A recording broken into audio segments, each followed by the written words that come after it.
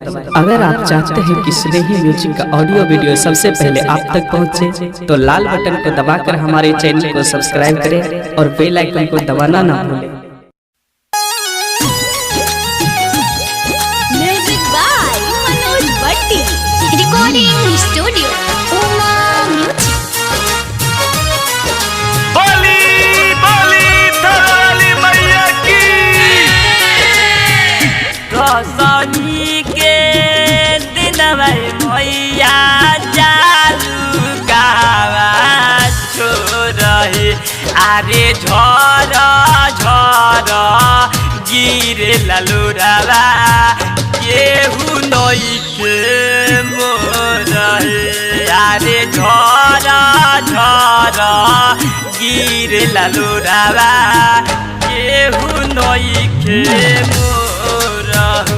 अरे झरा झरा गिरे ललोरावा केहू नई के मोर हो। सिंगर मुन्ना सावन। प्रेम से बोली कलकत्ता के कलिका भवानी की।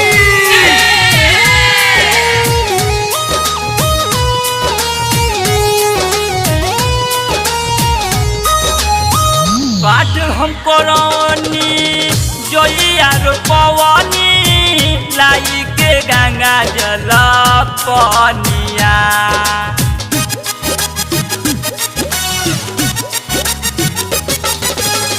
दिलावा के बात हम कहियो न पवनी, आज तू जइबू भवनिया। रे भइल कौन हमसे गलतिया, पूछेला बेटा तोहार है, अरे झर झर गिरे ललुरावा केहू नई के मोर हो। अरे झरा झरा गिरे ललोरावा केहू नई के मोर हो। Music by Manoj Bhatti. बोली पटना के पटन देवी मैया की।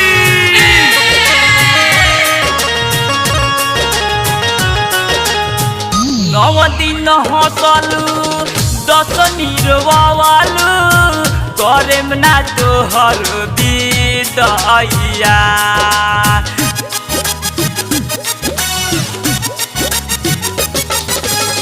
छोड़ी के न जई तू दया बरसई तू, कहे मलिनिया मोर है, अरे थर थर कपता शरीरिया अखिया से गिरे लालो रहो।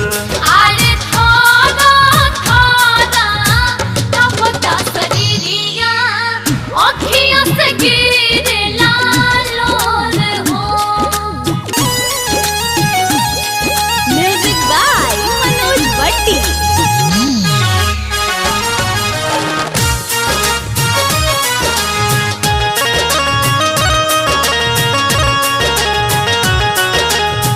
अखिलेशन लिखे राउ भजनवा गावेला मुना सावनवा,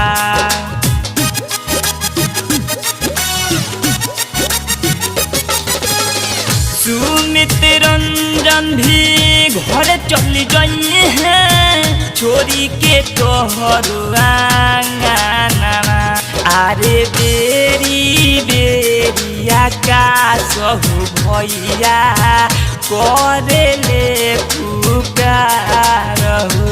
अरे थरा थरा कपता शरीरिया अखियों से गिरे लालोर हो। रोशनी के दिन मैया चालू गावा छोड़े, अरे झर झर गिरे ललुरावा केहू नई के मोर है।